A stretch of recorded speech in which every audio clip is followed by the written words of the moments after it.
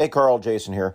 Interesting last episode, especially all the detail on the, cosmology of Fomo. Yeah, those creators seem really cool. It's a Hungarian Game Society, and the fact interact with you offline, that shows why this RPG community is so cool because you have so many creators. Well, look at like Joe Salvador, Raven Guy Games, super approachable and just a great guy.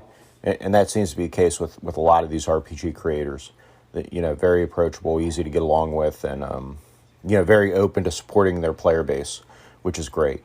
And not just from a business sense. You know what I mean? They genuinely want you to enjoy their games, and they generally go out of their way to help you enjoy their games. And I really like that. So that's one of the reasons it's such a great hobby. Thank you for sharing that in your recaps, and I look forward to playing a game with you soon. Take care. Yeah, Jason, I guess that's why I will keep supporting the first Hungarian D20 Society and the creators of the Echoes of Fomalhaut products. Not just because they're really good products and they kind of touch on my sense of strange and gonzo, but still a fantasy setting. But they seem to be pretty cool. I guess I'm going to have to fly out to Hungary and hang out with them or something. Have some Hungarian fare and Hungarian beer or something like that. But I really enjoy it. I hope we can continue to play the DCC Fantasy. We'll see how long it goes. What people have a patience for. I guess it seems that there's less and less people wanting to do long-term games, or maybe you just got to find the game that suits an interest. I don't know. It's hard to say. I just hope that I can run more games that I enjoy and keep playing the games that are working really well. And I hope that the DCC Fantasy becomes one of them. All right, talk to you soon. Hey, Carl. So Arlen's call about the leveling up in Ash, I don't think it's a problem because it's a self-solving problem.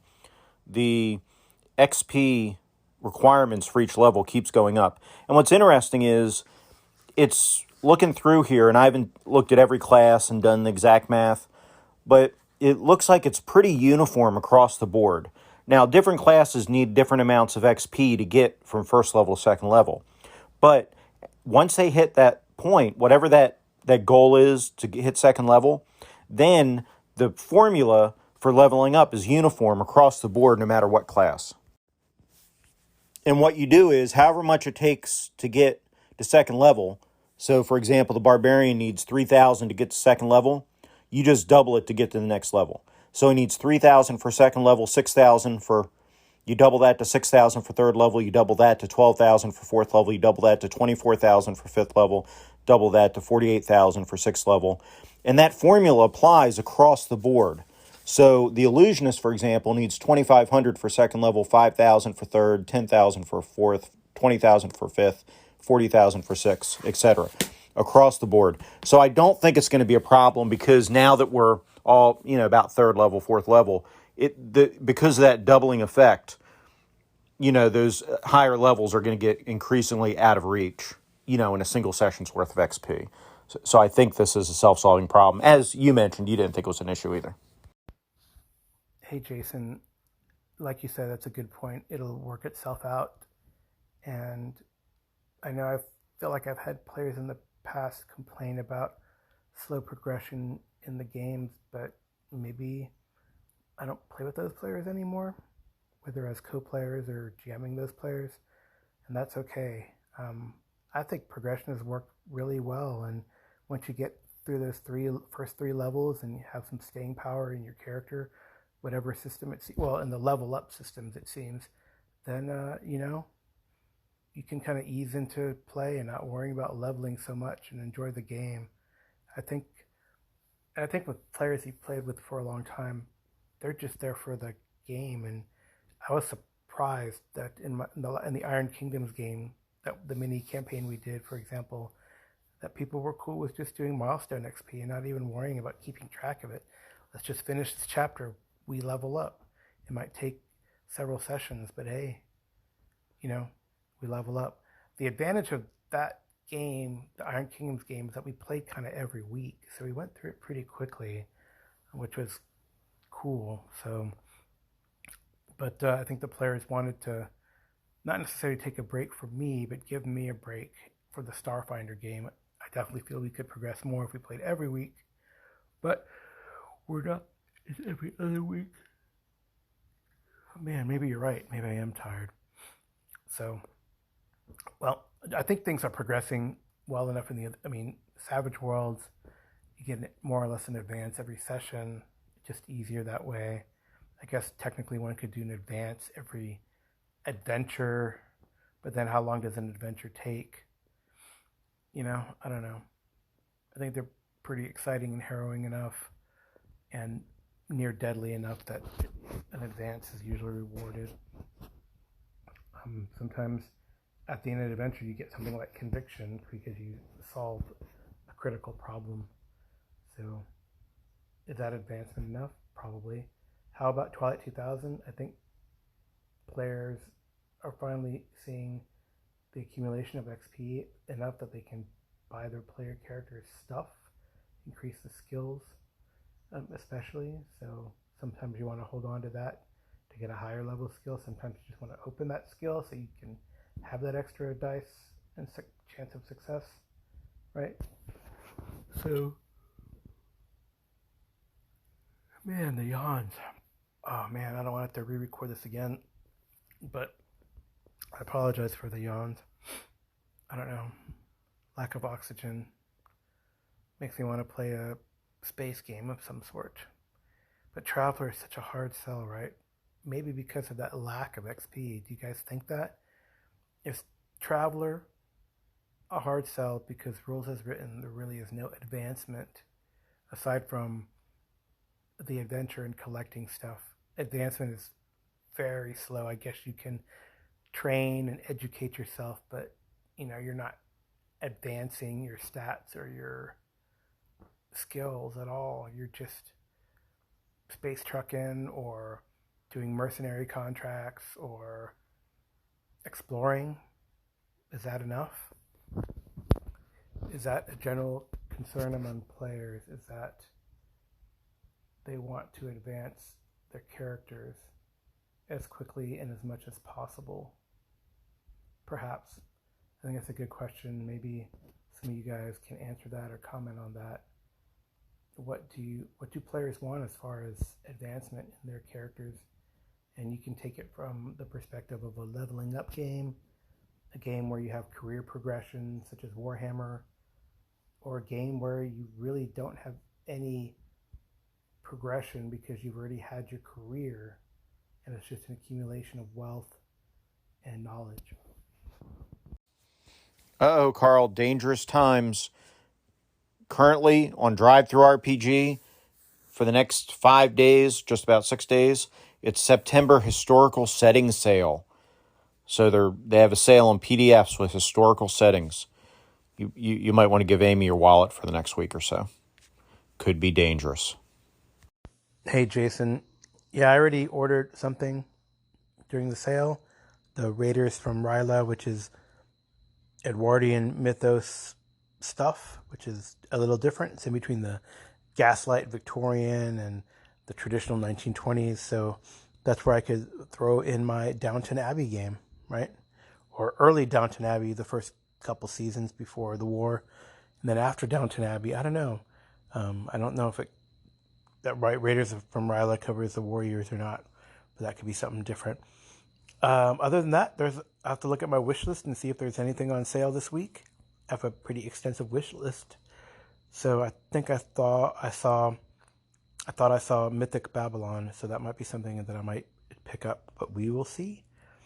Oh, some Octoon Cthulhu, the 2D20 version. I still would like to run it, either 2D20 or otherwise. I have an idea for my own adventure that I came up with. It's in my head. It's not written down, unfortunately. But some of the 2D20 offerings they have out there are kind of neat. And I think they build on each other. So there you go. I I don't know what else I might buy, but I'll have to browse. There's quite a bit. And there's quite a bit that I already have, actually. And I looked at some of the products that were being offered. So there we go. I know. Buy more stuff.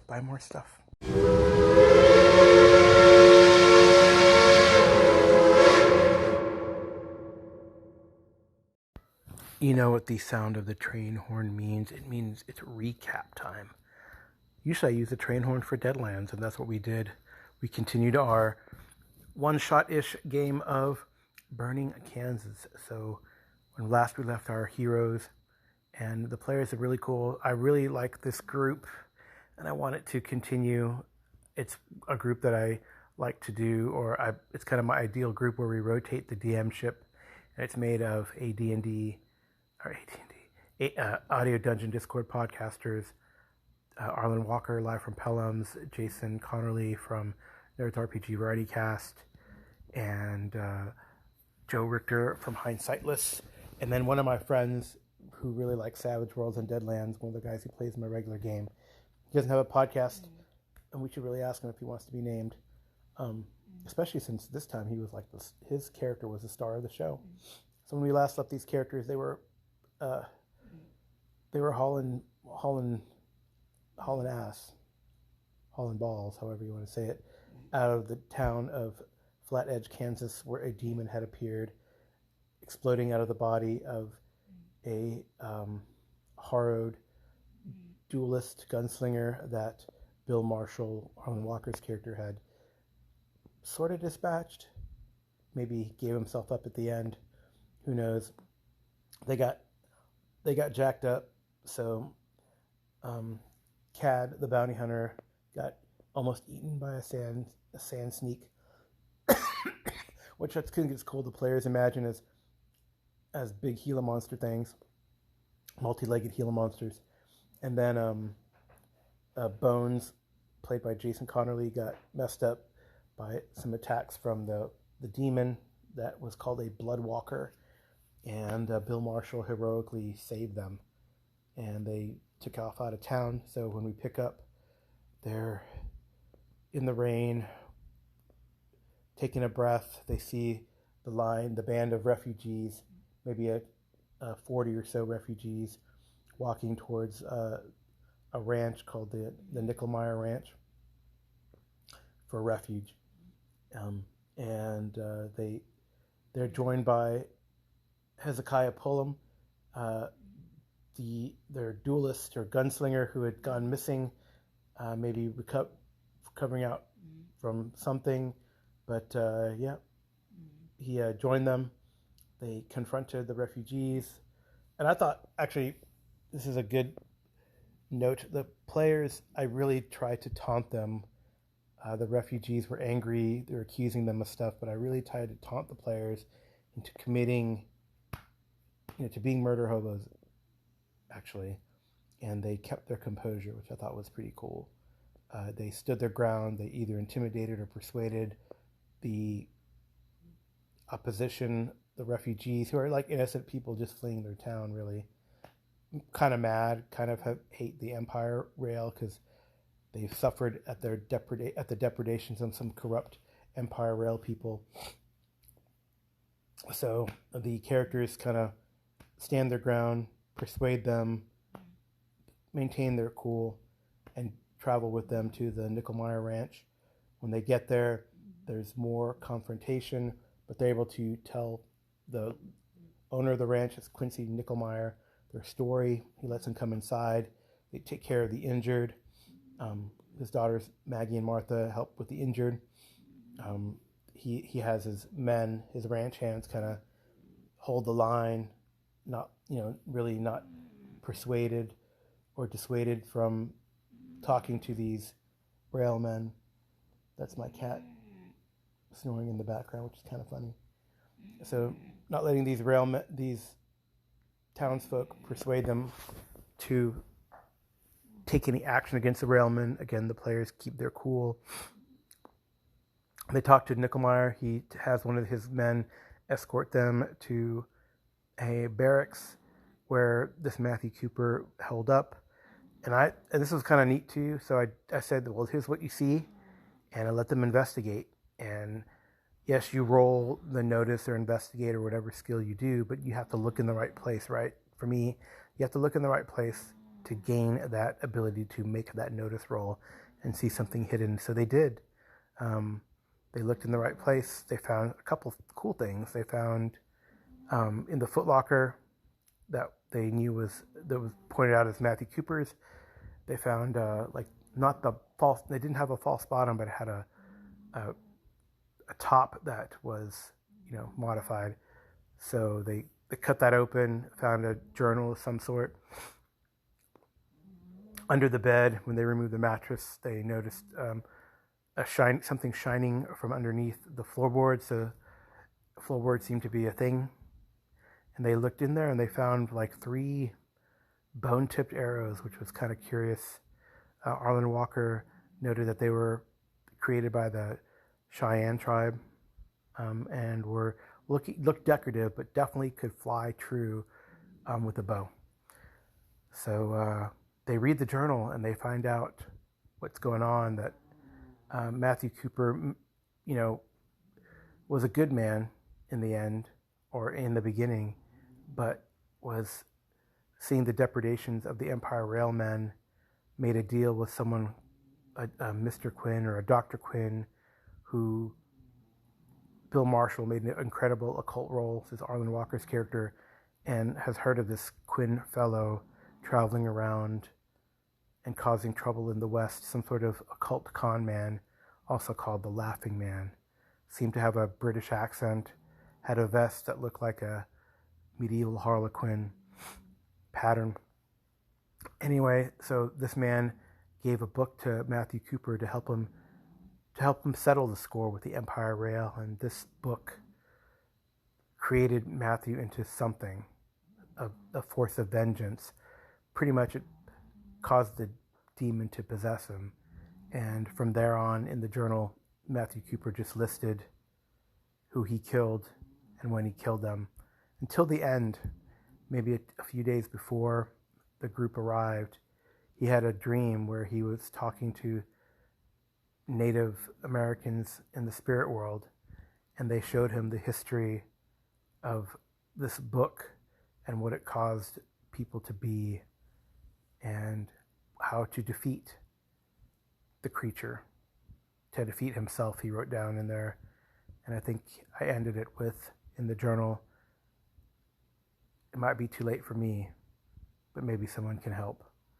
So touched by this, the players grab their arrows, went back and talked to Quincy, were taunted again by someone who appears, or they learn later, was an agent of the Laughing Man, a Claude Guilford, who tried to cause problems again, or had tried to cause problems again. Actually, that's a little out of order. Before they even went to the place, Claude Guilford had tried to cause trouble. This was a guy who had calmed them into going out in the back a few sessions earlier and almost had them beat up. Anyway, it turns out he was an agent of the Laughing Man. They're putting these things together. They said, don't let Guilford get away. We're going to go take care of this demon. So they got their gear ready. Oh, the other cool thing that happened is, so I use like spirit as like a luck mechanic. Like if the players ask for something or need something in the adventure, they don't quite have it, I'll let them roll a spirit. Usually they need a raise, but I think it was Arlen again rolled a big raise. And yeah, for some reason, not only had this Matthew Cooper fellow found these arrows somewhere nearby in the rocks or whatever nearby here in Kansas, but somehow when Quincy Nickelmeyer was digging up something in the ranch, he found an old native bow. So yeah, they found a bow. They had the arrows. They gave it to Cad, the bounty hunter, who could use a bow, and they got some dynamite. It was cool. They had a good plan, and the plan worked. They went back to town. They had Hezekiah sneak in, toss the dynamite at the sand sneaks, because they saw some sand sneaks eating the bodies and remains of people. They did see the body of Matthew Cooper, but they didn't really need to use it. So Hezekiah blows up some sand sneaks, and then the others ride into town. They get the attention of the Bloodwalker demon. Bill Marshall rides up and takes a shot. Bones is shooting at sand sneaks. The Bloodwalker doesn't seem phased, really, by the shotgun, and Bill Marshall notices that. So he's like, "Oh, I hope the bone arrows work." And then, like, I did not have luck. I mean, previously, like, the Bloodwalker was tossing spells at them, and they're hurting the characters a lot. But this time, man, I did successfully cast a blast spell of burning blood, but I did, like, nothing as far as damage went. It was crazy. It didn't even hurt the horses, the blood blast. And then Cad rode in on his horse, took a shot with the bow and arrow after he had strung it before, did a massive amount of damage. I think he did 2 wounds to the creature, shook it up. I mean, I had to spend bennies. I spent a benny to have the creature go first. I spent a benny to unshake it because I didn't make my spirit roll to unshake. I already had 2 wounds. I tried to cast more spells. It did not work. Cad got another shot in, did another wound. And meanwhile, Hezekiah's finishing off sand snakes in close combat with his pew-pew double pistol. Bill Marshall rides up to sand snakes and blows one away with a shotgun. Bones is shooting at them, holding the line, keeping those sand snakes away from Cad as he's fighting the Bloodwalker. The Bloodwalker jumps towards Cad, tries to slash him. Again, I miss. Of course, I'm injured, so I take, penalties for attacking, and I'm rolling it not well, even though this creature is a wild card. And I'm out of bennies by this point. So Cad lines up. He rears his horse, backs away, takes a shot, hits the creature right between the eyes, kills it, destroys it. The rain stops, the clouds part, the moon appears. It's pretty cool. It's a good end. They go back to the ranch, tell the tale, roll incredibly on the tale telling, and gain some conviction. Claude Guilford has run away, heading to Denver. Some of the townsfolk said. The townsfolk now who had been angry and haters against these people who have now just rescued their town are now friends with them. Slap them on the back, hug them, give them whatever they want, really. And next day at noon, the train comes. They're heading back to St. Louis to report to the rail. And now this folk, where they hated the rail, they are now grateful. The fear level has been reduced. Conviction has been gained. The demon has been defeated. They know that Claude Guilford headed to Denver. I think that's their next, to see his boss, they say. So maybe they will confront or try to track down who this laughing man is who created the situation in Flat Edge. So that was Deadlands. Really fun session. I've been feeling kind of out of it. I don't know why in some of my games, but today it was really good. Good players, fun all around. It always helps when you kill the big bad guy in a fantastic flourish. So yay for them. They did a great job. And there you go. Burning Kansas, Deadlands recap.